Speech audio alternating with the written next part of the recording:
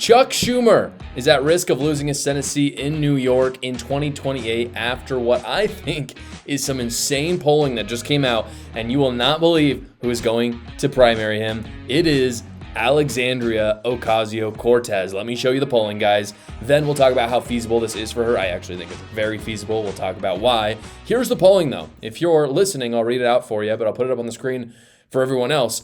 This is Representative Ocasio-Cortez leads Senator Schumer by 19 points in hypothetical primary matchup. This is from Data for Progress, and what you see here is that Alexandria Ocasio-Cortez is up 55% to Chuck Schumer's 36%, and then 9% are not sure. So even if Chuck Schumer gets all 9% of the not sures, he's not even really close to Alexandria Ocasio-Cortez. And now you might be thinking, but Josh, people might not really know who she is. I mean, granted, if you're into politics, you know who she is.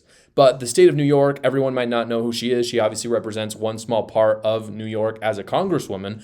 However, they did polling on this as well, and this is equally as fascinating to me. This is what it says.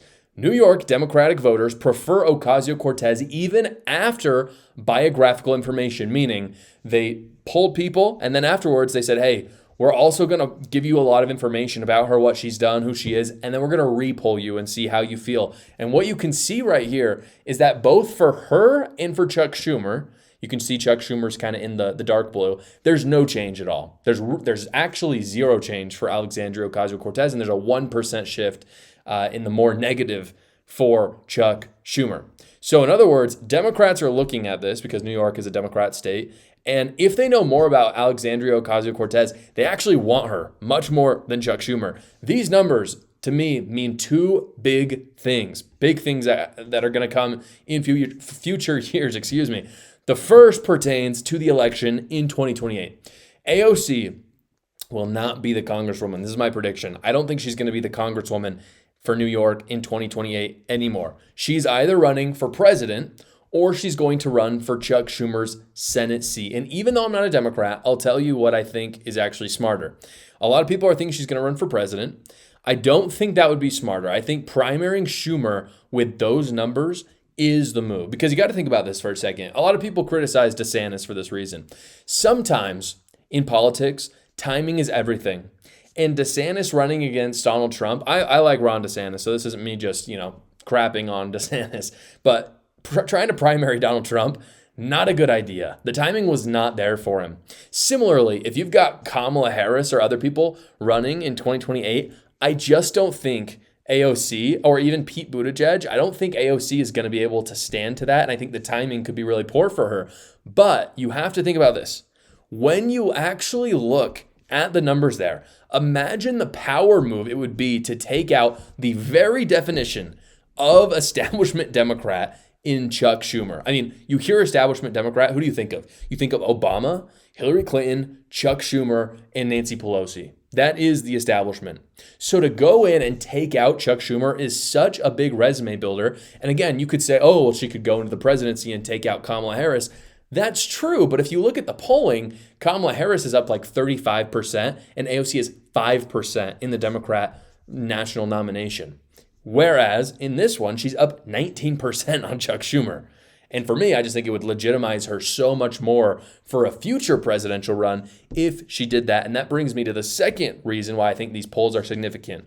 We might be seeing a MAGA-style populist movement in the Democrat Party. And it's been there for a while. I'm not saying that this is like necessarily new. This is Bernie's whole shtick. And you saw AOC and Bernie kind of out there, not campaigning, but almost campaigning together in Arizona. I think it was 2 weeks ago.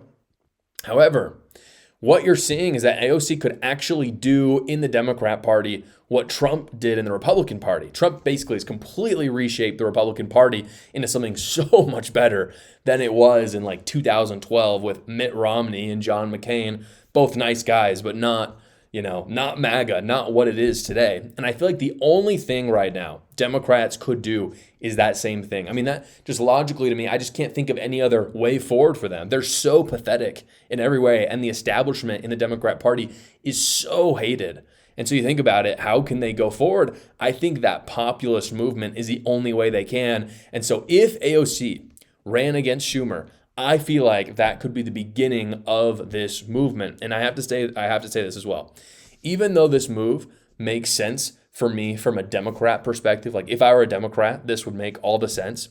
From a Republican perspective, it does worry me quite a lot. It really does, because I think if AOC runs for president, we've got nothing to worry about. I don't think she's very palatable right now on a national stage, but building the momentum from running against Schumer could be a deadly, deadly move that changes the Democrat Party into a formidable force against MAGA, just like Donald Trump did for the Republican Party against the Democrats. I think it'll be really interesting to see. Trump and Vance, though, they need to keep their eye on what AOC does. Did you know that hundreds of thousands of Americans are going to lose millions of dollars this year because they forget to file their taxes? Guys, this year, 88% of filers get a return of over $3,000 back from the IRS, but a lot of people are not filing, thinking they're going to lose money, and they leave money on the table. And that's why I partnered with Quick Tax America. Quick Tax America has already gotten its average tax returner over $4,000 back from the IRS just this year. And unlike the other services, just because there's 1 week left till the tax deadline, they're not raising rates. All federal tax returns with them are only $69. It's a completely transparent price because it's their only price, no matter how complicated your taxes are.